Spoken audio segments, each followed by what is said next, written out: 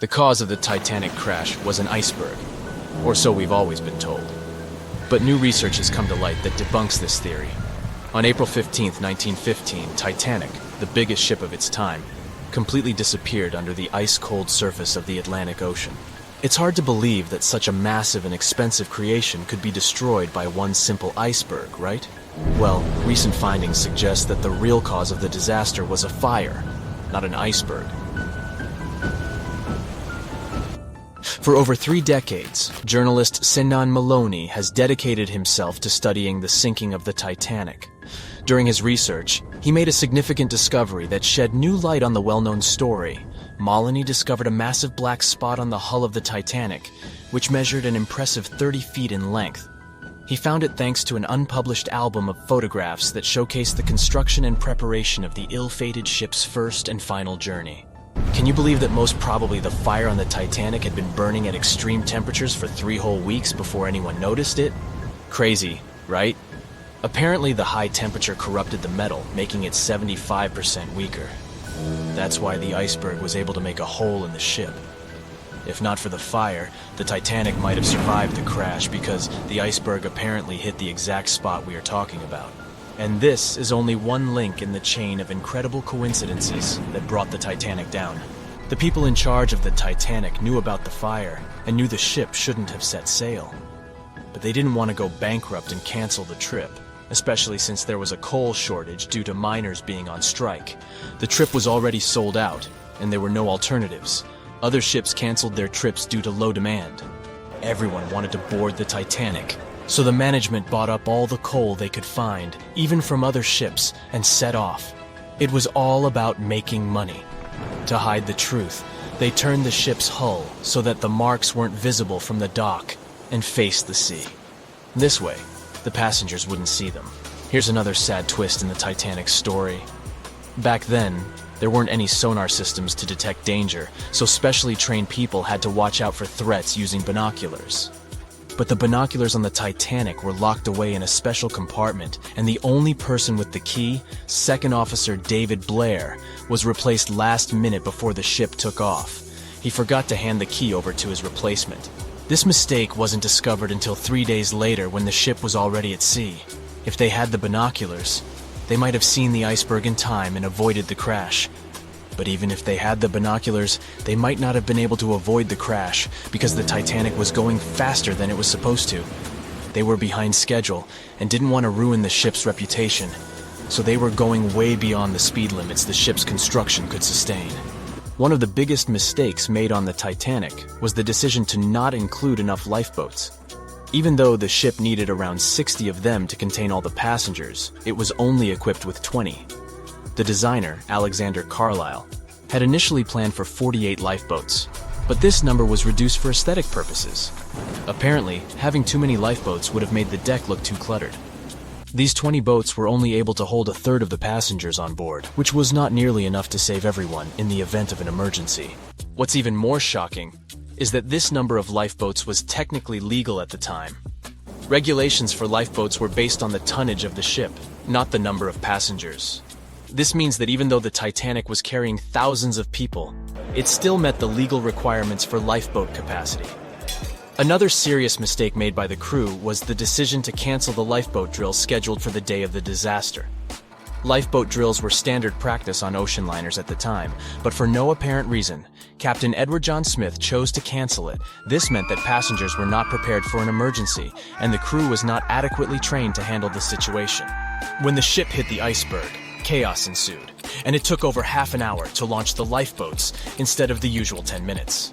Some folks put the blame on Captain Smith for the fact that the first set of lifeboats left partially empty.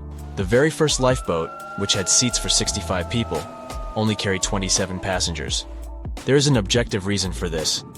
At the beginning, people were reluctant to abandon the ship and didn't understand the gravity of their situation. In 2012, researchers uncovered that Captain Smith failed his initial navigation exam. Although he eventually passed, some people wonder if this could have played a role in the disaster. During the Titanic's final moments, the crew attempted to send out distress signals to nearby ships, including the Californian. However, the Californian failed to respond to the flares shot into the sky, and the captain ultimately lost his job as a result of this negligence. However, recent research has exonerated the captain and proved his innocence. It turns out that light refraction, caused by layers of cold air below warmer air, created mirages that distorted the signals from the Titanic. This phenomenon had been observed by other ships sailing in the area and is now believed to be the reason why the lookouts on the Titanic missed the iceberg completely.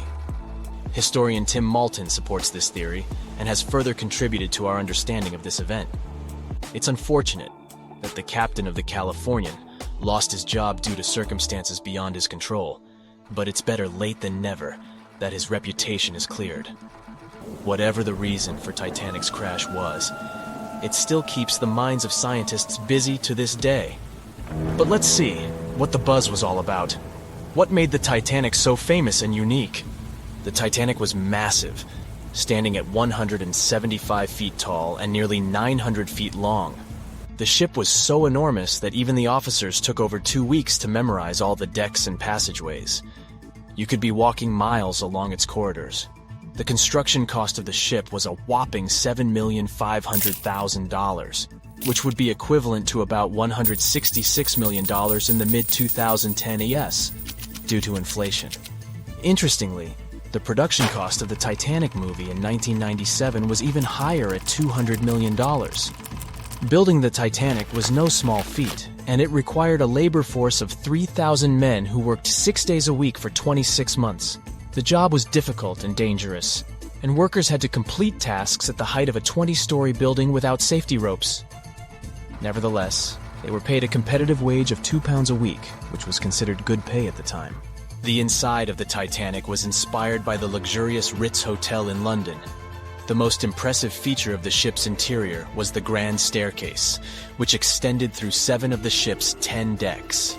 The staircase was adorned with ornate paintings, bronze cherubs, and oak paneling. The first-class passengers had access to an impressive array of facilities, including a heated swimming pool, Turkish bath, gym, squash court, beauty salon, and even a stylist to help them prepare for dinner. First-class passengers on the Titanic were pampered to an extraordinary extent. They had their own onboard newspaper, the Atlantic Daily Bulletin, and even their dogs were taken care of with a special area where they could be fed, walked, and trained during the voyage. The first-class meals were a grand affair, with 13 courses and a different wine for each course. These dinners could last up to 5 hours, and they were certainly something to look forward to. With such opulence and luxury on board, it's not surprising that so many people were eager to take the first trip on the Titanic.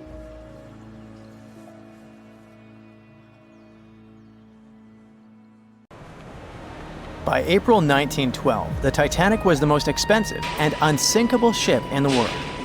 These days, the sunken Titanic is associated with some of the most expensive expedition tours in the world.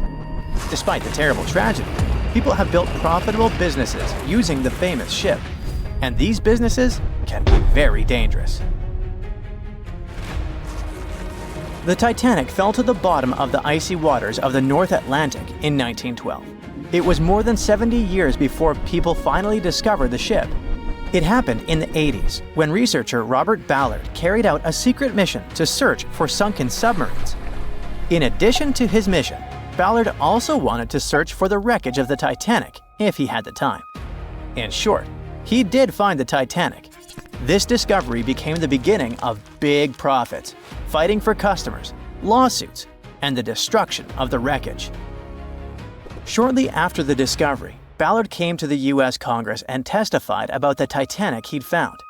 He suggested making a sea memorial out of the wreck's site and leaving this place untouched. In 1986, Ballard installed a plaque on the Titanic, and the story ended there. But not for long. The Titanic tragedy was a popular theme, so many companies realized they could make a lot of money out of it.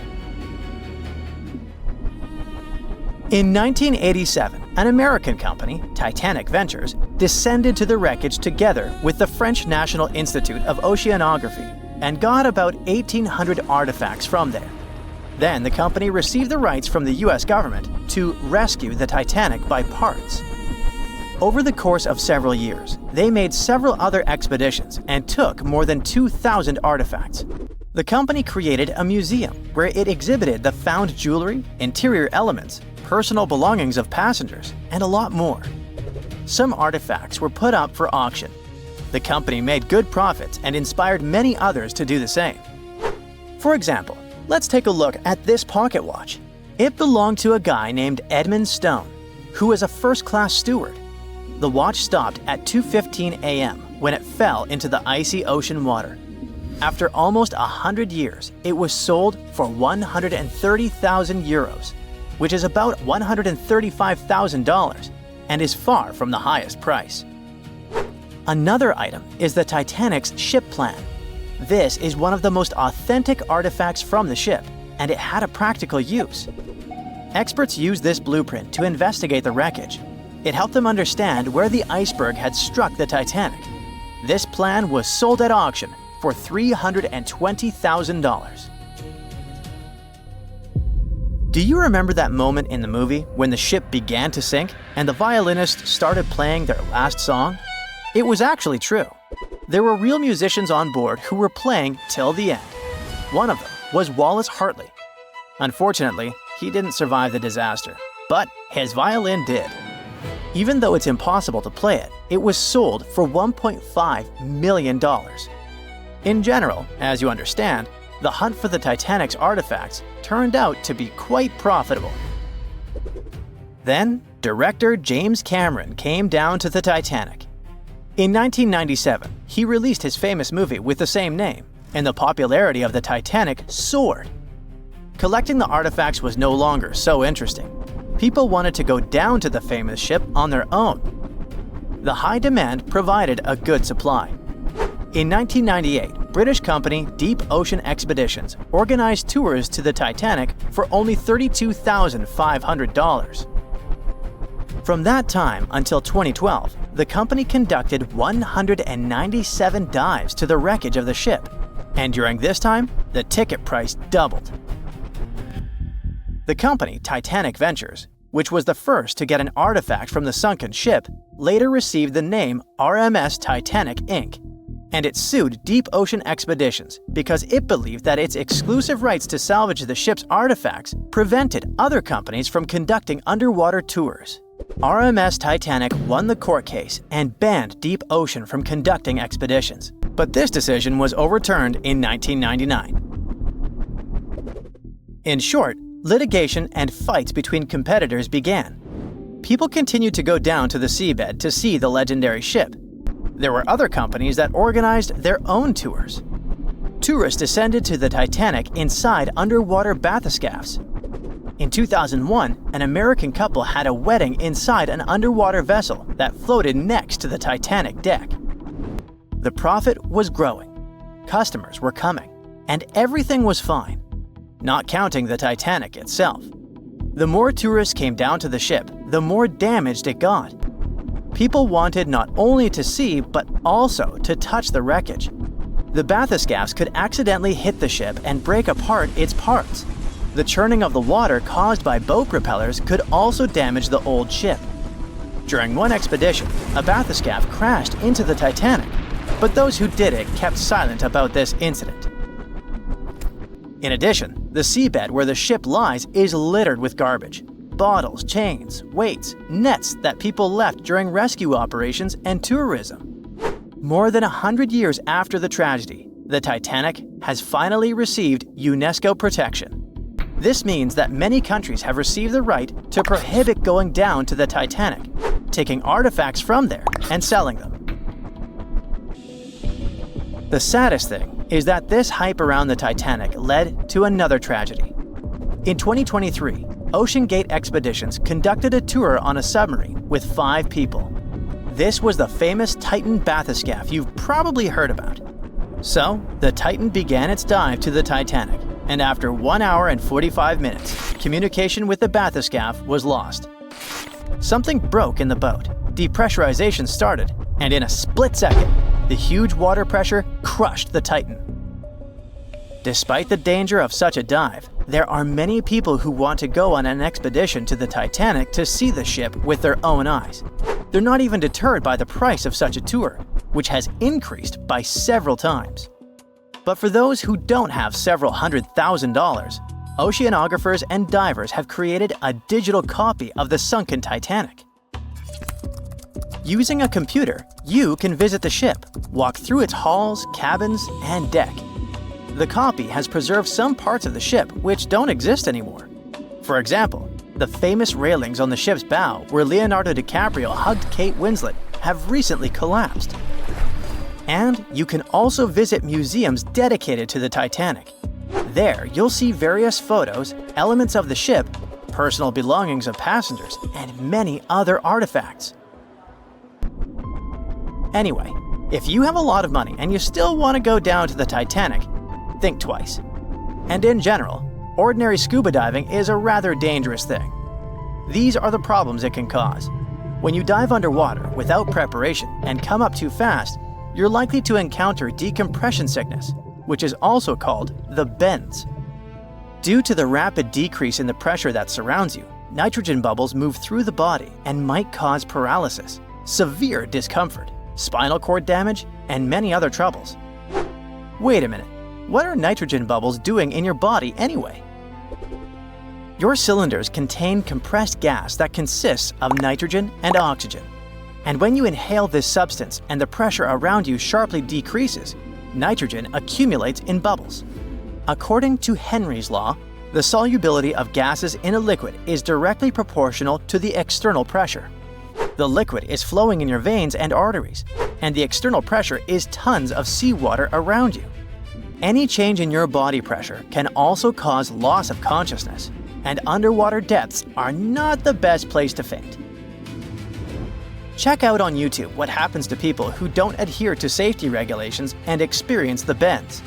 You'll see that this is a rather unpleasant feeling. What if you get a bad instructor, or you panic and start rising too fast? Or the depth might turn out greater than you expected.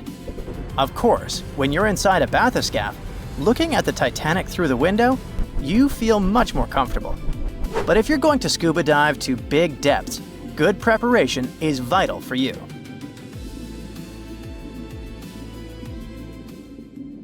New exclusive photographs, by far the best yet, are in from the Titanic. For most of this century, that... When the first images of the Titanic shipwreck appeared in September 1985, the world stopped. People were glued to their TVs, watching the legendary ship reappear after more than 70 years. Where did the Titanic sink, you ask? It's located about 400 miles off the coast of Newfoundland, Canada. This so-called unsinkable ship rests in complete darkness, about 12,600 feet below the surface. Yep, that's how deep the Titanic is. But even after such a long fall down to the ocean floor, the front part, known as the bow, still looks surprisingly intact. I mean, the railings were still there, the anchor chains too, even the elegant curves of the hull you might recognize from old photos. But the news barely mentioned the stern back then, and there's a reason we still don't talk much about it. You see, these images were about more than just capturing mesmerizing and eerie footage. They were proof of what really happened when the Titanic sank. We were finally getting some answers about this 1912 disaster, when more than 1,600 people lost their lives. And before you Google how many people survived the Titanic, I'll tell you, 706. Among those survivors, several claimed they saw the ship break apart as it went down. Others insisted it sank in one piece, and in the end, investigators agreed with them. Back then, official reports concluded that Titanic had gone down intact. So, for 73 years, that was the official story, until we finally saw the Titanic at the bottom of the ocean. When the Titanic underwater photos were released, they confirmed it. Yes, the liner really did break apart as it sank. And if we've just seen those images of the bow, that means the stern must be around there too, right? Well, kind of. I mean, we did find it. It's located about 2,000 feet away from the bow, lying on the ocean floor. So yes, it exists. But why doesn't anyone ever talk about what happened to the stern of the Titanic? Well, there's a big reason for that. See, the bow, even after all the damage from hitting the seafloor, still looks recognizable. Many of its interiors are surprisingly well preserved, and it's lying as if the ship was continuing its voyage. But the stern is destroyed. Today it's more like a twisted tangle of steel that barely looks like a ship at all. Only the parts that are more resilient, like the propellers, reciprocating engines, and rudder, have managed to hold their shape, but the rest of the stern section is melting into the seafloor. Yet, to understand why it's in such a terrible state, we need to go back to that freezing night of April 15, 1912, the night of the Titanic wreck. Just hours before the tragedy, Titanic was still sailing smoothly across the cold North Atlantic. The stern was alive with people, families talking, music playing, life going on as usual. This is where the room for passengers with the cheapest tickets were located. That's why third-class travelers were also known as steerage passengers. But the stern wasn't only for passengers. It also contained many of the ship's storage areas, including cargo holds, baggage rooms, kitchens, crew quarters, and even the engineering spaces. And hold on to that info, it's going to be important in a second. So let's jump straight to when the liner struck the iceberg. As the bow began to sink, the stern slowly lifted out of the water, putting enormous strain on the middle of the ship. By around 2 in the morning, the lights on Titanic flickered and then went out.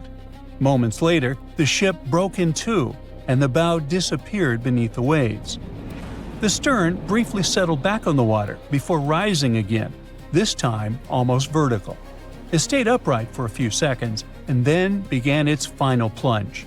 At about 2:20 in the morning, the stern vanished beneath the Atlantic. Titanic was gone.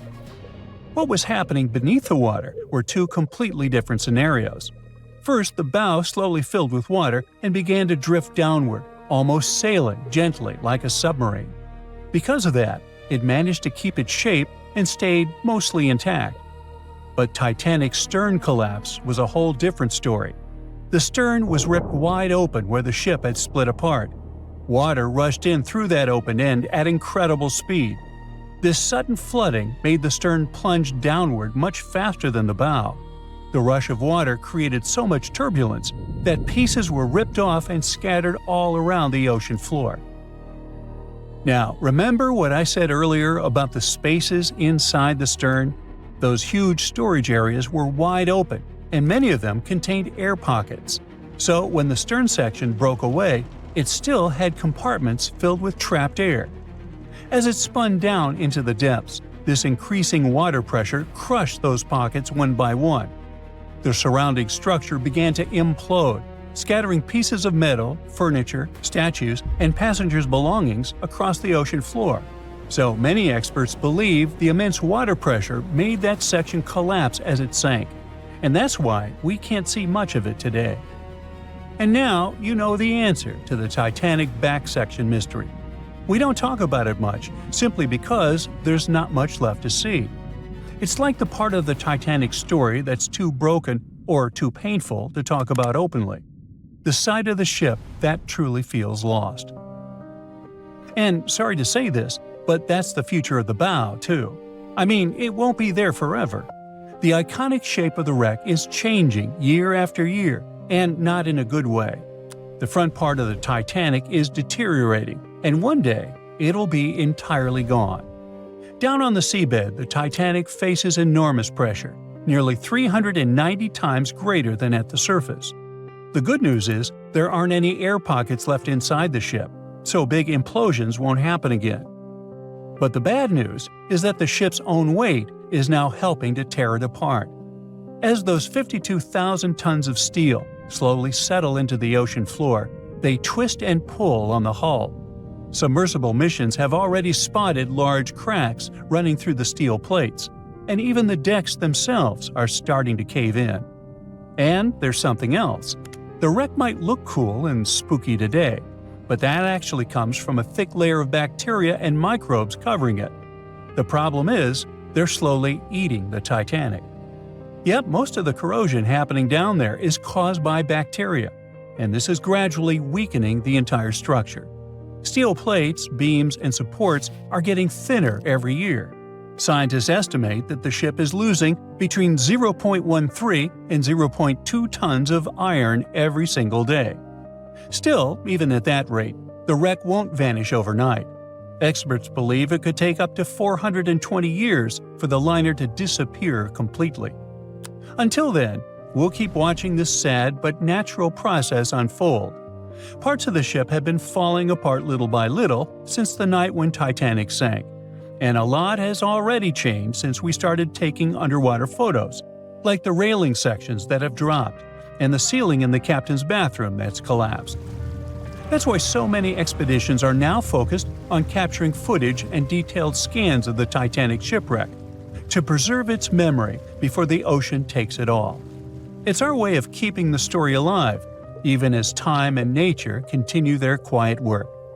Maybe those hungry bacteria can take a break from their buffet, so that Titanic can rest in peace with many more years to come.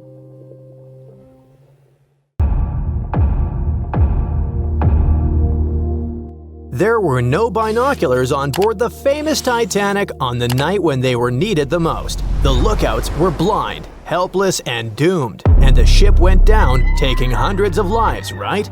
Well, it's just one of the many myths from a whole ocean of half-truths, rumors, and dramatic retellings the Titanic is still sailing in. There were binoculars on board. The real issue was access. The binoculars were locked in a cabinet in the crow's nest, which is the lookout point, but the key went missing. A crew member named David Blair, who was supposed to be on the Titanic, was reassigned to a different ship at the last minute. He forgot to leave the key behind. The key to saving hundreds of lives, literally, was sitting in his pocket far away as the Titanic was going down. But we'll never find out what would have happened if the key had been there. The sky was clear that night, but there wasn't a moon to light the way, and there was no wind, so the sea was glassy, and there were no ripples, which are the usual warning signs of icebergs floating around. Then there's the idea that the Titanic was racing across the Atlantic to break a speed record, but historians disagree. The Titanic's crew knew there was ice out there, but instead of slowing down, they just kept going, cruising around 22 knots. That's only a couple of knots slower than her top speed, but the Titanic wasn't being pushed to her limits. Many of her furnaces weren't even fully stoked. And it was normal practice for that time to just keep going and trust those on the lookout to spot the ice before the ship hits it. Those massive Atlantic liners weren't about taking it easy. They were about being perfectly on time. Ships like the Titanic were basically the express trains of the sea, and any delay would have been a PR disaster. So, yeah, they knew the risks, but didn't think it was a big deal. After all, plenty of ships had close calls before and came out okay. They didn't see ice as a huge threat those days, and weren't even afraid of head-on collisions. And have you heard that the White Star Line, the company that owned the Titanic, marketed it as unsinkable? In 1910, the company was hyping up their two new ocean giants, the Titanic and her sister ship, the Olympic. Their ads proudly declared these ships were designed to be unsinkable. What the company meant by it was that, on paper, the design should keep them afloat. Later on, they even had to clarify that they never promised the ships were actually unsinkable. By 1911, before the Titanic even hit the water, magazines were already running wild with the idea. Writers were calling her practically unsinkable, pointing to her fancy new watertight compartments as proof. And just like that, a legend was born before the ship even left the dock. After she went down, even one of White Star Line's own executives admitted during the official inquiry that when he first heard the news, he didn't believe it. He genuinely believed the Titanic couldn't sink. But that whole unsinkable thing was never the main selling point. White Star Line wasn't really pushing safety, but selling luxury. The Titanic was supposed to be the crown jewel of ocean travel, massive, elegant, and dripping in comfort. Another story that just stuck with us is that before the iceberg even struck, a coal fire was burning away in one of the Titanic's bunkers. It weakened the ship's hull and made it more vulnerable. Some people even say that fire caused or accelerated the sinking. Well, it's partially true. There was a coal fire in one of the Titanic's coal bunkers before the voyage. Fires in coal bunkers weren't unusual in steamships of the time. They could smolder for days. But it was nothing like a fire that would be raging uncontrollably. Historical timelines, crew logs, and structural analysis all indicate that a fire of such intensity and in such a position couldn't have caused fatal structural damage. If the fire had done that much harm, the ship might have failed even before the collision. But the Titanic stayed afloat for over 2 hours, which means the real villain was still the iceberg. Another twist to the fire story is that it could have distracted the crew, preventing them from dealing with the iceberg situation properly. That sounds more plausible, but still, that's not the same as saying the fire was the real culprit. Speaking of the real culprits, there's no doubt it was an iceberg, but the scale of disaster it caused was way more subtle than a big movie-style gash in the hull. Instead, it produced many tiny fractures in the ship's rivets, seams, and metal joints. Each fracture was almost unnoticeable, but because the ship was cruising, the water was steadily running through those micro gaps under pressure. It slowly seeped into multiple compartments and filled 6 of the watertight sections. The Titanic lingered, hovered, took on water, and was failing compartment after compartment. She sank over a period of 2 hours, rather than going down in minutes. If the iceberg had catastrophically torn open the hull, the ship would have gone down almost immediately, and people would have had no time to react and escape. Sadly, not all of them had that chance anyway. You probably recall the heartbreaking scene from the Titanic movie, where third-class passengers attempt to escape to the decks, but they are locked below in their section. Well, it's only partially true. Yes, there were barriers separating passenger classes, but they were mostly in place to comply with U.S. immigration laws. Third-class passengers going to America in search of a new life had to pass health checks and immigration processing. That's why they were traveling on separate decks. There were some lifeboats for them, although not in the third-class sections of the ship, so they would have to navigate a maze of corridors and stairs to reach the top. And many of the third-class passengers didn't even want to try, as they didn't want to leave their luggage behind. In the end, only about a quarter of the third-class passengers survived, but no one forcefully kept them on the lower decks. Now let's switch gears and discuss the Titanic facts that people used to deny or overlook, but which have since been proven true. For example, most deck plans and diagrams you've seen in Titanic documentaries don't show a hidden deck down under the waterline called the inner bottom. Many outside engineers did not fully understand or discuss it. This hidden deck stretched nearly the full length of the ship and had 44 separate watertight tanks. Most of them were for water ballast, some for fresh water. There were also wing tanks, port and starboard, which helped with balance. The inner bottom was like the ship's built-in organizer. It divided the Titanic into separate sections, allowing different parts to remain balanced and easier to control. It was designed to stay afloat with up to 4 of the forward compartments flooded. Sadly, the rendezvous with the iceberg opened 6 compartments, and you know what happened next. And finally, my personal favorite Titanic myth is that the ship split cleanly in half, like some Hollywood action scene. Blame James Cameron for that one. We all cried when we saw it, but reality was way uglier. For many years after the tragedy, survivors couldn't all agree on what they saw. Some said the ship went down whole. Others swore it broke apart. No one believed the second group until the scientists found the wreck in 1985. Then, they finally confirmed the truth that the Titanic had indeed broken in two, but not neatly. The metal twisted, tore, and shredded as the stern lifted into the air, and 2 opposite forces ripped it apart. And to make it even more tragic, the people were still clinging to the back half when it snapped and plunged into darkness. The lookout shouts, "Iceberg, right ahead!" The Titanic strikes the ice. Water starts flooding in. Third-class passengers are locked up. There aren't enough lifeboats for everyone. Panic sets in. Violins are playing, the ship sinks. Well, we all know the story of the movie Titanic like the back of our hand by now. But what if I told you that Hollywood lied to us?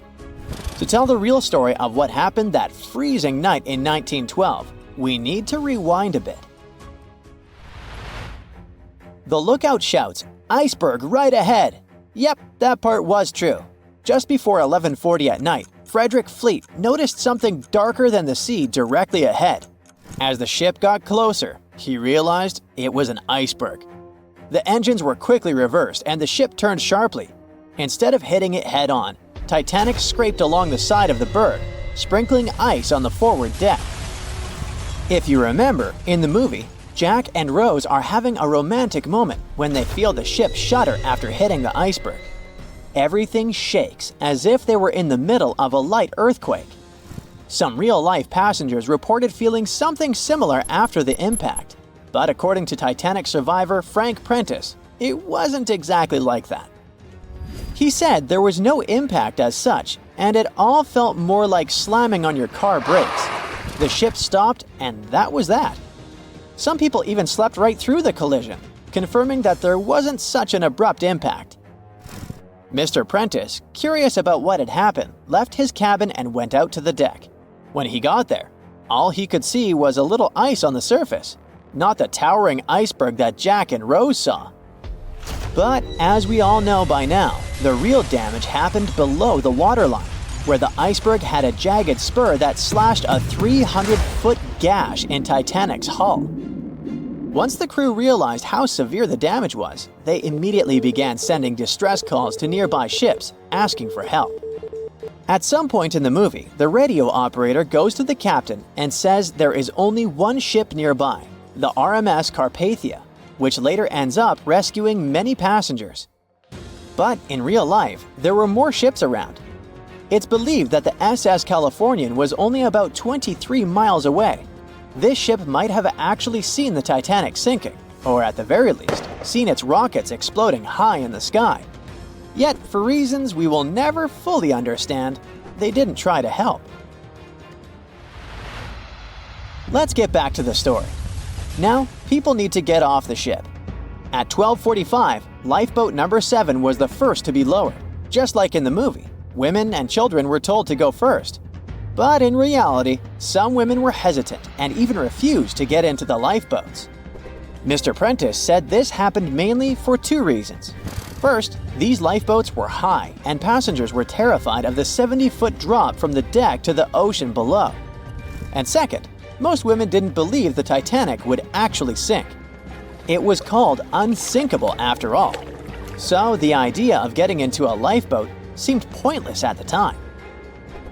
This mindset probably explains why Eloise Smith, a first-class passenger, recalled that there was no panic or chaos at first. Other survivors backed this up, saying that no women or kids were crying.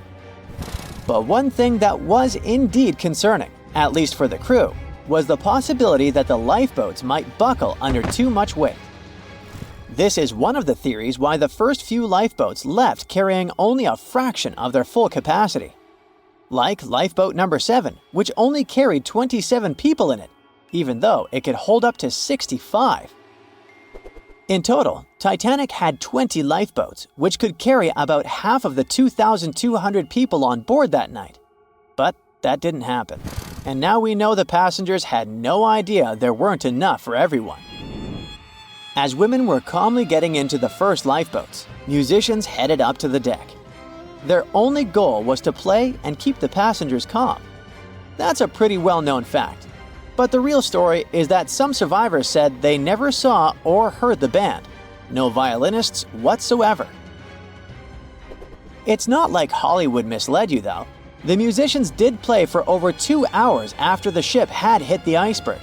So maybe these passengers were just too panicked to notice the songs, or the musicians started playing later than we think.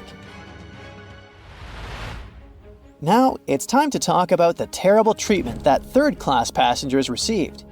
The movie portrayed the crew as cruel, locking the less fortunate below deck like animals, giving them no chance to reach the lifeboats and save their lives. But the official inquiry into the disaster suggested that wasn't true. I mean, yes, fewer third-class passengers survived compared to those in first and second class, but there were other factors at play. Many third-class passengers were reluctant to leave the ship, clinging to their belongings, and had a harder time making their way up from the cabins, which were at extreme ends of the ship. Some survivors confirmed that they were not locked up. In fact, it was quite the opposite. Mrs. George Wabi, a Lebanese woman traveling in third class, said that when chaos had erupted, some brave crew members and well-dressed first-class passengers had actually helped her get up to the first-class deck and eventually onto a lifeboat. At first, the Titanic was sinking slowly, bit by bit. Passengers reported seeing the water rising and hearing pops and cracks. Then, there was a loud boom. Some said there had been just one explosion, while others described it as a series of smaller explosions, which they'd thought had been the bulkheads giving way. And there's also a group of people who said they had only heard a rumbling sound. So not everyone agreed on the sound they had heard, but one thing is a fact. By 2:18 in the morning, the lights on Titanic went out, and the ship plunged into complete darkness. As the bow continued sinking, the stern rose out of the water, putting immense pressure on the middle of the ship. This caused the Titanic to break in two. In James Cameron's movie, this moment is pretty dramatic, with the ship sinking almost straight down into the water. But in reality, the break probably happened at a much lower angle, likely just below the waterline. Even so, it tilted enough that people couldn't stay on their feet and started sliding into the water. One interesting thing is that it wasn't until the wreckage was found in 1985 that it was finally confirmed the Titanic had broken apart. Up until then, survivors had given conflicting stories. At least 8 survivors claimed they had seen the ship split. Emily Ryerson, a first-class passenger, described it as if the Titanic had been sliced in half with a knife. But there was also a small number of witnesses that insisted Titanic had gone down intact. At the time, this theory was more accepted because most people still didn't believe that the supposedly indestructible ship could break in half. So why the conflicting reports? Okay, so what you don't see in the movies, for obvious reasons, is how incredibly dark it was when the tragedy happened. It was like being in a room with no light, where you can only make out shapes and shadows. That's what it was like on the lifeboats. This means passengers couldn't really see what was happening, and most of those who were close to the ship either lost their lives or were too focused on trying to survive to pay attention to the details of the wreck. Although James Cameron's film didn't fully capture how terrifyingly dark the disaster truly was, the 2012 TV series Titanic did a better job of showing the pitch-black horror of that night. Even then, the reality was much darker and more terrifying than either of these two productions could portray. How could a ship built by the brightest minds of its time and called unsinkable go down in just 2 hours and 40 minutes? Maybe we can crack the mystery by diving deep into the bolts of the Titanic. And I mean that quite literally. It all started with a fancy dinner in London back in 1907. Lord William James Parry had a big idea and needed the right people on board. He invited the director of the British shipping company, White Star Line, over to chat. White Star was already riding the waves of success with transatlantic travel, making a fortune taking emigrants to America. But the competition was fierce. Cunard, one of their biggest rivals, had just launched 2 sleek, fast ships, the Lusitania and the Mauretania. These ships were the latest and greatest in both speed and luxury. Parry wasn't about to let that slide. As chairman of an Irish shipbuilding company, he figured if he teamed up with White Star, they could dominate the scene. That same night, over dinner, they started dreaming up an entire fleet of ocean liners. The Olympic, Titanic, and a third ship that eventually became the Britannic. Soon those ideas were being turned into reality. The construction of the Titanic and its twin, the Olympic, kicked off. It was such an impressive affair that they had to build 2 new shipyards on Queen's Island, known as Titanic Quarter, in Belfast Harbour. But building something that massive? Way easier said than done. Harland and Wolff, the British company behind the construction, had their hands full. This was the biggest ship anyone had ever tried to build, and it took 15,000 men working round the clock to make the dream happen. The Titanic and its twin were planned to be 882 feet long. It was just enough to stretch another 120 feet longer than the new Cunard liners. By the time it was finished, the Titanic stretched as long as 4 city blocks and high as a 9-story building. Aside from being the largest ship of the time, it also got another nickname. When Shipbuilder magazine went to examine it, they came up with the adjective unsinkable. But something went way too wrong along the way. If we made a quick X-ray of the Titanic, this is what we would find. 2,000 steel plates, each up to 30 feet long and weighing around 3 tons. To put it all together, they built it like a giant metal skeleton, with the keel acting as the backbone and the hull plates forming the outer shell. To beat the competition, the Titanic had to be huge, but it also had to be fast. So to make that happen, they needed to innovate on the ship's propellers. It had 3 propellers, 2 outer ones with 3 blades and 1 central propeller with 4 blades. The outer propellers, which were massive at 23 feet in diameter, were powered by the ship's steam engines. These engines were like the muscle of the ship, converting steam into the power that spun the propellers. The central propeller was a bit smaller, 17 feet across, and it was powered by a low-pressure steam turbine. The combination of engines and turbine was pretty cutting edge at the time and helped the Titanic cruise at about 21 knots. That's roughly 24 miles per hour, which doesn't sound too fast, but for a ship this size, it was impressive. The propellers themselves were made from manganese bronze, a material chosen because it's strong and resists corrosion. Trust me, this is key when you're plowing through salty ocean water. This engine system could produce up to 46,000 horsepower, which would be the equivalent horsepower of 230 cars combined. To make the ship move, there were 2 large propellers on the sides connected to engines that worked like giant pumps, pushing the ship forward.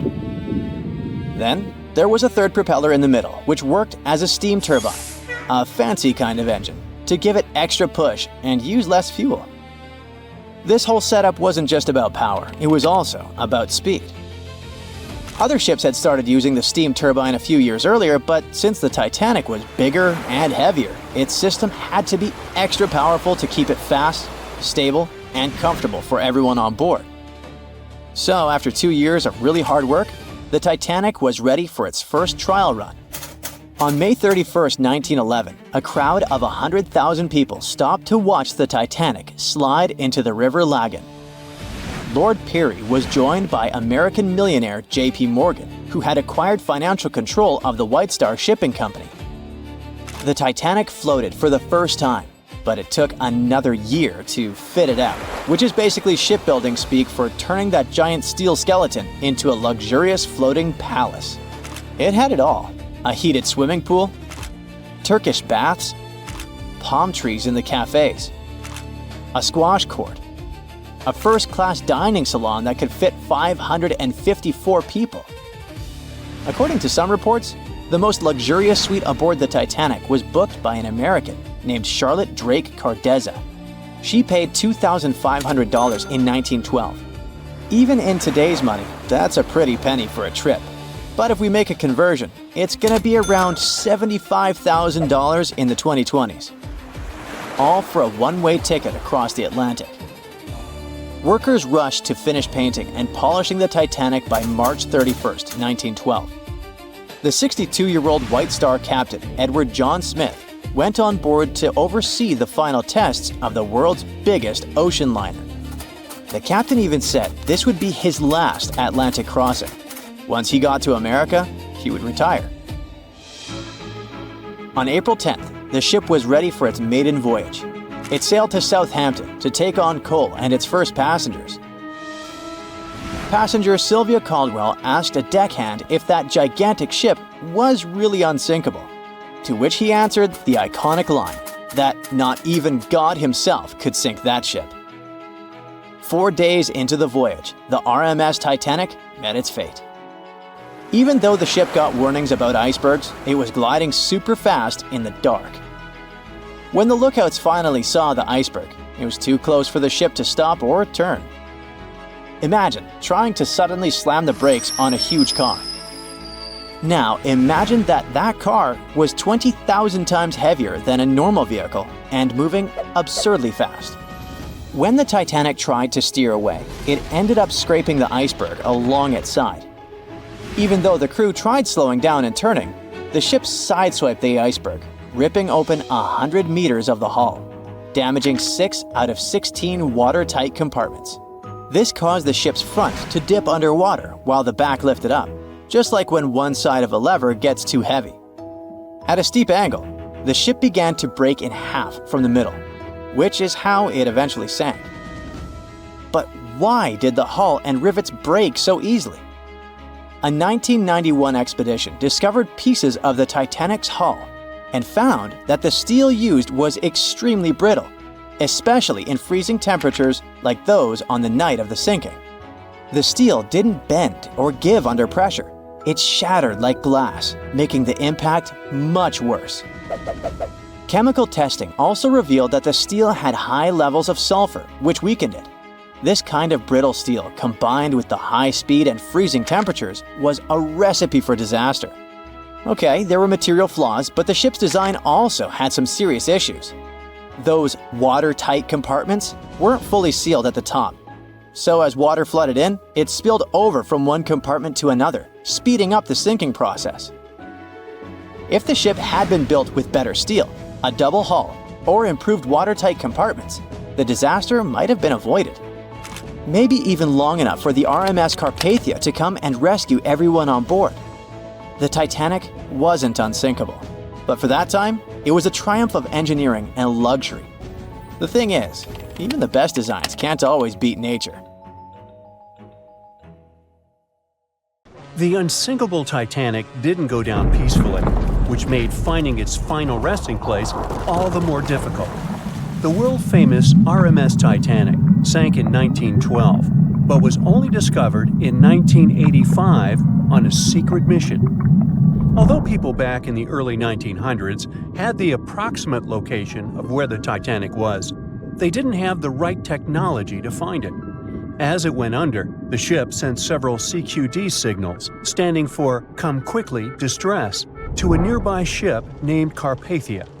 Come at once, we have struck a berg. It's a CQD, old man, were some of the final words transmitted from the Marconi wireless on the ship. These Morse code messages were also what made the first research missions to the wreck possible. RMS Carpathia found the lifeboats filled with Titanic survivors, but the world also desperately wanted to see what became of the famous liner. Fast forward to 1953. That's when the first serious attempt to find the Titanic wreck happened. A man named Risdon Beasley tried using a loud eruptive device to locate the ship. It sounds weird, but there's science to back it up. When dynamite goes off, the waves from the detonation hit the bottom of the ocean floor. With the help of sonars, scientists would be able to locate if there was anything solid at the bottom of the ocean. But Beasley had no luck. Another 20 years would pass before oceanographer Robert Ballard would make his attempt to locate the Titanic. Ballard had a bit more luck than Beasley. Over the previous years, underwater technology had gotten more funding and so worked much better. He tried it the first time in 1977. Ballard partnered with the Woods Hole Oceanographic Institution on a mission to map the ocean floor. While the institute hired him to test out their new mapping technology, Ballard's intention was to go a little further and find the Titanic wreck. In the middle of this new technological ship, there was a hole that allowed for a long pipe to be extended into the water just above the ocean floor. Attached to the end of this pipe, Ballard installed a pod with sonars and cameras. They thought they were in for something big, and so they took the ship to sea to run some tests. That's when, on a trial run, adversity struck. The drill pipe broke, sending all of their expensive material to the bottom of the ocean floor, just like the Titanic. When Ballard failed, another important character came into this story, a man named Jack Grimm, an eccentric oil tycoon. Grimm had become famous for trying to find things such as Noah's Ark, the Loch Ness Monster, and Bigfoot. He also tried to prove the hollow Earth theory, that says that the interior of Earth is entirely hollow and hosts underground cities and nations. His search consisted of trying to find a large hole on the North Pole, and thus venturing inside the hollow Earth. After his attempts failed, he set his eyes on the jewel liner that had sunk, the RMS Titanic. Grimm had the money, but he didn't have the know-how. So, as a billionaire, he made a big donation to Columbia University and asked in return to use some of their equipment. He hired a team of highly qualified scientists to help operate the machinery. Here's where it gets a little strange. Jack Grimm was a believer in folklore and non-conventional ways of doing things. So he brought a monkey on board and surprised the research team. This monkey, called Titan, was believed to point to a map and locate lost things. In this case, the Titanic. The scientist went crazy when the monkey appeared and told Grimm it was either them or the monkey. This expedition left Florida without Titan. Yes, there would be no monkey business. They set the course to the exact location of Titanic's last distress signal. They arrived, examined every inch of the ocean floor, but still found nothing. Grimm's first expedition lasted 3 weeks, but unfortunately, they found absolutely nothing. They tried a particularly good search method known as mowing the lawn, where they mimic such movements to map every inch of a larger area around Titanic's distress coordinates. The reasons for failure were important defects in the equipment and terrible weather. That's when that prior searcher of the lost Titanic came back into the picture, Robert Ballard. He didn't have the millions Jack Grimm had, but he had one thing going for him. The marine geologist was working closely with the U.S. Navy to locate 2 nuclear submarines which had sunk in the 1960s. Ballard himself says he was living 2 lives, one as a researcher and the other as a Navy intelligence officer. The deal was simple. He'd have a green light to search for the Titanic after he found the 2 missing submarines. To find Thresher and Scorpion, he used an unmanned submarine vehicle called Argo. Argo was like a little snow sled. It was attached to a bigger ship that sailed above the water. Argo was connected to the ship by a long cable, and it was piloted by a team on board. The sled had sonars and cameras that provided real-time imaging of the ocean floor, so it was a real advancement on other attempts. After much thinking, he had a eureka moment. He supposed the force of the wreck should have left a comet trail that led back to the ship. While searching for the Titanic, most people had tried to find the ship itself. But until then, it had been trying to find a needle in a haystack. That's why Ballard's logic was so brilliant. He needed to invert the order. He had another obstacle on his hands: time. He could only look for the ship after finding the lost subs. And by the time that happened, he had 12 days left. He teamed up with another scientist, and they applied the mowing the lawn method to map the ocean bed. Another important piece of information that most researchers left out was that there was a sea current moving south on the day of the disaster. This meant that the debris field should be south of the distress signal coordinates. To save time and resources, he would do a quick reconnaissance of the ocean floor, spacing lines more than 3 miles apart to look for debris fields. He also relied more on the camera visuals than on the sonar signals. His team took turns piloting Argo and watching the video. Days rolled by, with nothing but the empty ocean floor showing up. Until the rocks they were used to seeing started to look like man-made debris. Suddenly, there it was, the Titanic's boiler. Ballard was right. The debris field would take them back to the ship. After 73 years of searching, they had finally found the Titanic wreck.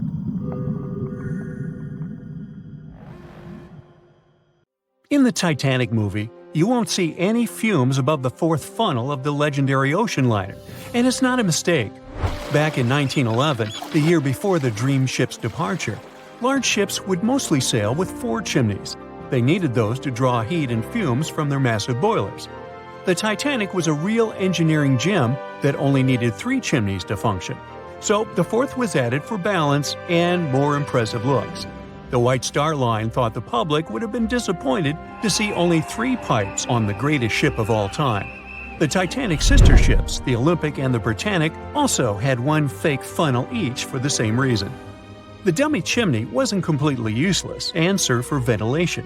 It took out the fumes from the machine spaces in the lower decks and from one of the first-class general rooms. 1 big ventilation funnel, instead of several small ones, helped to declutter the upper decks and left more open space for passengers to enjoy their strolls. When Titanic went down, the funnels, each weighing 60 tons, went down with the rest of the ship. They were made extra tall to make sure the passengers weren't covered in the soot being ejected. Their height and weight let them stay in the upright position. The forward funnel, followed by the others, fell only when the ship went for the final dive. Those chimneys were much lighter than the bow, so they spread among other debris. The light material they were made of flattened once it hit the bottom, and the iron-eating bacteria living deep down took care of it later. The bow of Titanic remained intact when it hit the seabed, but the stern was completely mangled. When the famous ocean liner hit that iceberg, things got really messy. It took the future movie star a whole 2 hours and 40 minutes to submerge completely. The collision let water flood 6 out of 16 watertight compartments. As the water gushed into the starboard side, the ship started to tilt down in the front and a bit to the right. By midnight, the damaged compartments were spilling water into others, and it was chaos because these compartments were only watertight horizontally. Soon enough, water started flooding through the anchor chain holes, and by 2 a.m., the bow was sinking, and the stern's propellers were lifted out of the water. The ship kept flooding until the moment the bow went underwater, and the stern shot up almost 45 degrees. The weight of those massive propellers stressed the ship's midsection. The steel just couldn't handle it and failed. Survivors described that moment as some loud noise, like breaking china or falling gear. That was the Titanic's upper structure giving in.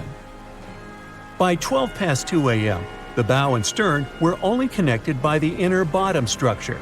Minutes later, the bow, weighing almost 16,000 tons, broke loose from the stern. The stern rose sharply to an almost vertical position and started sinking slowly. By 2:20, it disappeared underwater. The bow was cruising down at about 13 miles per hour and had hit the ocean floor almost a half an hour before the stern.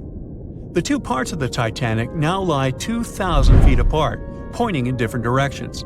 The bow remained mostly intact, just covered in mud. The stern turned into a tangled wreck because of the implosions it went through during the descent. The air trapped within the structure just couldn't handle the increasing pressure of the water deep down. Signal rockets played a big part in the Titanic's tragedy. When a ship goes down, you're supposed to shoot up red flares to signal trouble. But someone decided to stock Titanic with white lights instead of the usual red ones. So when the ship smacked into that iceberg, the crew fired off white flares. The SS Californian was passing nearby, and his captain knew the Titanic was in a dangerous iceberg zone. The crew didn't spot the sinking Titanic, but they sure saw those white rockets. The radio between the ships was useless because the Californian's operator switched it off. The captain had a gut feeling something was off, so he flashed a Morse code light signal at Titanic. But he received no reply because the Titanic had already gone underwater. There was another ship, Samson, sailing alongside the Titanic. It had plenty of illegally hunted frozen seal meat from Canadian waters abroad, so it was sailing with lights off to remain unnoticed. When they saw the Titanic's white rockets, they thought it was the Coast Guard and zoomed away. Samson didn't have a radio, so they couldn't find out about the ongoing disaster. The crew got the news about Titanic only when they got to the coast of Iceland the following month. There have been many theories to explain the Titanic tragedy, and one of the recent ones says that there was a fire involved. An Irish journalist went full detective for decades, digging into the mystery, and stumbled upon a game-changer. He came across a photo album that had been hiding from the public for a century after the tragedy. In the pictures, taken at the Harland and Wolff shipyard in Belfast, Northern Ireland, just over a week before the liner sailed, you can clearly see a massive 30-foot black spot on the ship's hull. Maloney researched the photos and eyewitness testimony from the time and claimed that a fire spontaneously broke out inside of one of Titanic's enormous coal bunkers. It was raging for a whole 3 weeks and messed with the metal, critically weakening a crucial segment of the ship's hull. Back then, most ships had just one hull, so it was the only skin the Titanic had. That's why the iceberg managed to punch a hole through the ship so easily. If it hadn't been for the fire, the Titanic might have shrugged off that iceberg collision. The company operating the liner knew about the fire, but they decided to conceal that fact. They didn't want any negative stories in the press as they faced some serious competition in transatlantic voyages. The Titanic was sold out, so they stocked up on coal and made it sail. The moon might have also played a role in the sinking. Our satellite heavily affects tides on the Earth. The closer it is to our planet, the stronger the tides are because of the increasing gravity of the moon. Back in 1912, the moon was so close it made several glaciers in Greenland break apart. Massive chunks of ice that broke off from the glaciers started floating south. The supermoon event came just 6 minutes after a spring tide. During new and full moons, the alignment of the moon, the Earth, and the Sun makes their combined gravity reach its peak. And the day before, our planet had come the closest to the Sun that year, which made the gravity even stronger. This mixture of events created perfect conditions for one of the most powerful tides in history. It created the perfect conditions for the icebergs breaking off from Greenland's glaciers to move freely. Opponents of this theory say that the difference in tidal force wasn't actually that big, and it couldn't have been the main cause of the sinking. The iceberg tore down the side of the ship, leaving a huge opening in the hull. It wasn't a continuous rip, and damage was caused in several places. Some experts believe the ship would have survived the iceberg if it had hit head-on. The Titanic had watertight compartments designed to prevent flooding in case of a collision. Only the first 3 or 4 of these compartments would have been flooded. This could have helped save a lot of lives. Supporters of this theory put the blame for the disaster on First Officer William Murdoch. Huge, fast-moving ships don't just turn in a matter of seconds like a speeding car. It takes minutes. When Murdoch realized the collision was inevitable, he tried dodging left to avoid a direct hit. But despite his efforts, the ship still collided with the iceberg. You know the rest.